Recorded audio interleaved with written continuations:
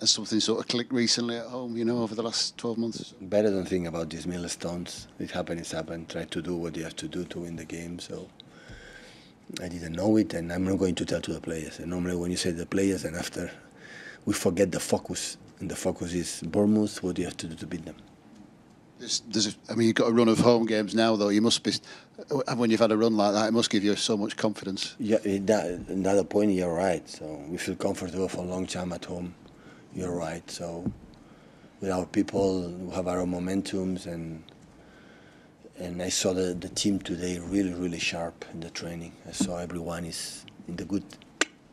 They're sharp. That was the right word to use. So yeah, we're going to. Since Brighton, we have gone win all the games. We have 3 games before international break, and we have important week ahead of us and start tomorrow. You had a long chat with Erling when you came off the pitch on Sunday at Old Trafford. Roy Keane said, it was all for show. He thought. What you often have these long chats with players when you come off. Why is that? I respect a lot Roy Keane, so sometimes I finish the game, I go inside. Sometimes I stay there. Sometimes I talk. And when I find a player, we make a chat about the game. We talk about. I know the cameras everywhere when you are there, but I could tell him inside. But at the moment I was outside, I want to see all our fans. So I like to be, especially away. For the fans, United is an important game. And it was, we contact the second goal he scored in the miss for the last minute. It was an Onana action, or he could do better, and still to be stronger. Header, strong. It just put the ball in the net with more pause or whatever, and it just was the comment. I could have it in front. It happened with Erling in Burnley. Yeah, Burnley happened. So I can avoid it, honestly. Maybe Roy is right, but it's happened when it's happened. So I don't need, in my age already, to do something for the people. So sometimes I go inside, sometimes I go say hi, sometimes I say hi to the referee, sometimes I don't. Sometimes it's what it is. It's what I feel at the moment. It's not. I'm thinking, after the game, I'm going to go to the players to do some spectacle for the people. So I'm old enough already. It feels like Erling, in particular, sort of likes to get things off his chest straight away as well, though. Is he one of the players who kind of likes to talk about things as soon as the game's finished? Especially when you win a game, and after you have talks about what happened in the game. I've done it all my career. I've done it in Bayern Munich, with Kimmich sometimes, or in Barcelona. In Barcelona, in that period, we didn't go much it was not a tradition to go to managers after the game to on the pitch. Now it sometimes happens, sometimes don't. It depends on the moment. Sometimes reacting one way and the other way, but not to make feel that how special we are. So away from that. Just a wheel behind. So yeah, okay, we'll go to yeah. Pep, I think last season, obviously Erling had a month off because of the World Cup. He was one of the few players who had a nice sort of break in the middle there. You're using him a lot, he's playing a lot of minutes. I mean, is that something you're conscious of, and are you maybe going to have to look at finding a time during the season? Because obviously he lasted the whole season really well last year. Are you going to have to sort of manage his minutes and maybe find a break for him somewhere in there? Yeah, but it's so important for us, and he feels really fit now for the fact simply have some needles problems in the abductor in the past, especially when he came from Dortmund. And now it's completely the opposite. He feels free of, problems. And today I saw him training so, with incredible energy. And but I don't think what's going to happen in March and April and May. We wanted to try to win the games to arrive in March, April and May, with being contenders for the competition we're playing. So we'll see. If he go down, he's tired, he will take a rest. He will give a rest. So, but now I feel he's feeling good, and for us, having on the pitch gives us a lot of confidence, and is an incredible threat for the opponents. I was going to ask that. His goal record is obviously as good as last season almost, but how do you assess his overall form, the stuff we don't see? How do you think he's playing? He's playing. In the beginning, he struggled because just 3 weeks off and just connecting. It's the first time he played a lot of minutes, won a lot of titles.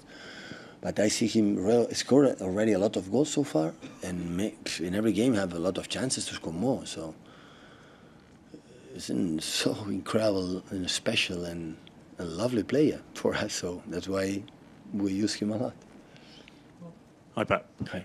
Andoni Iraola worked under Marcelo Bielsa at Athletic Club de Bilbao.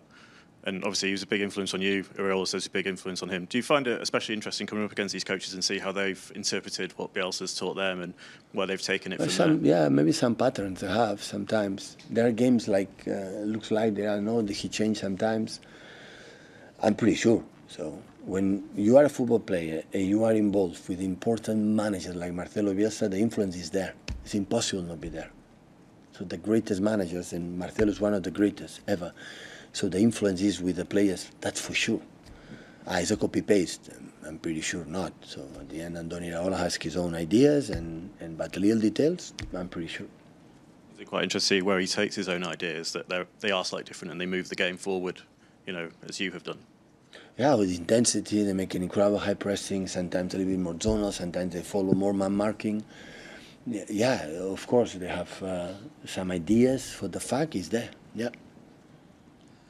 Just going back to what Simon was saying about the Roy Keane comments on Sky at the weekend, do you find it, what do you make of people constantly analysing your body language and what you do?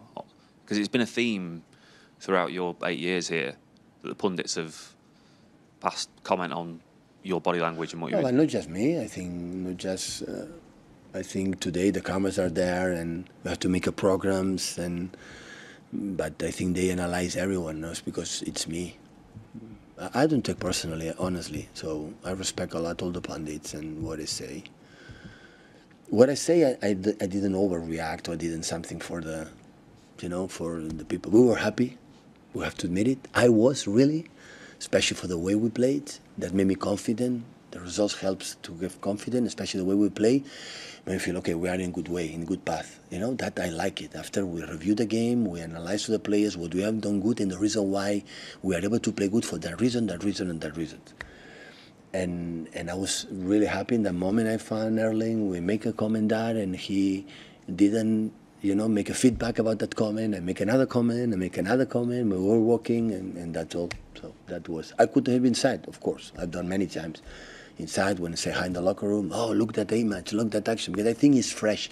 The players have that image, in the moment, and sometimes you make it that input remains here or here strongly. That maybe we had 2 days off afterwards. After 3 days, oh, you remember? Oh, yeah. It's forgetting. Next happen. It sometimes happen when I'm there, but sometimes don't happen because I go inside. So. And obviously talking about the performance on Sunday, you said it was a really good performance. Were you expecting that? And how have the performances, in your view, fluctuated this year? Have they been a little bit up and down, or do you think it's been quite level? My point of view, not now, but in the first 5 or 6 games of the league, our level was higher than last season. In that period, my point of view. I'm not talking about points. In general, with Mateus inside, and Jeremy, they understand what they happen. Because when it was Gundo, Riyad, and they know everything already.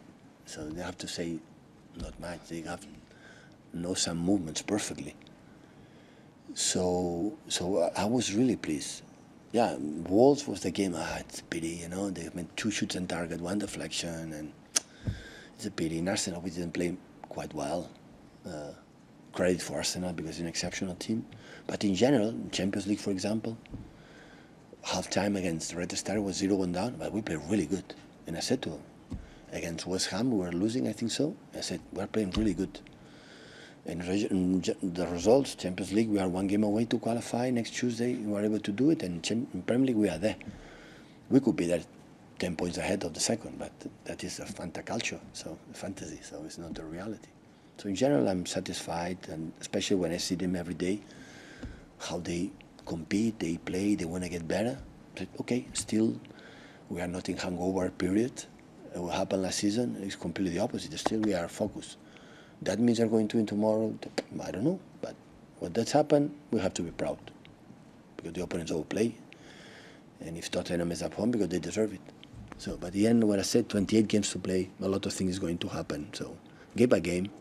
Today we play, try to win today, and we'll see what happens.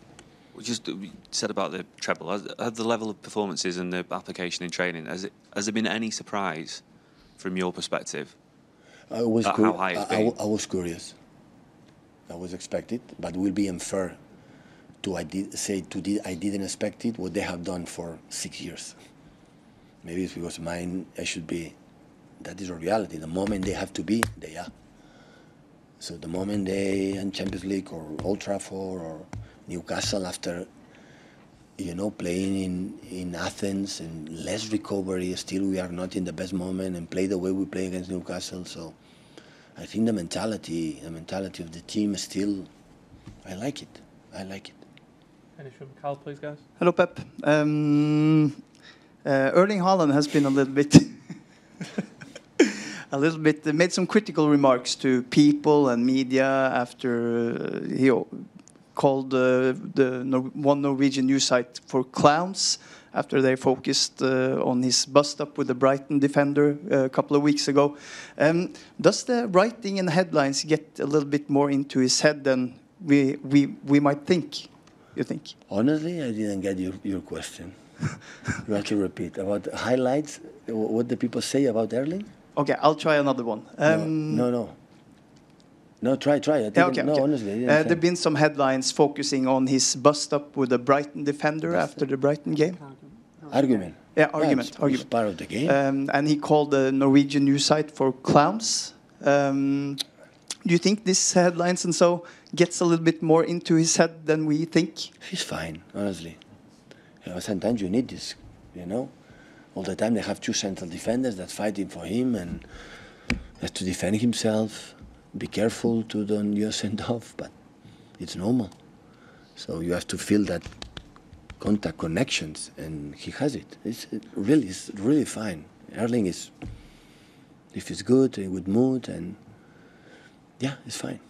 Oscar Bobb probably had the dream month of his life here in City in September.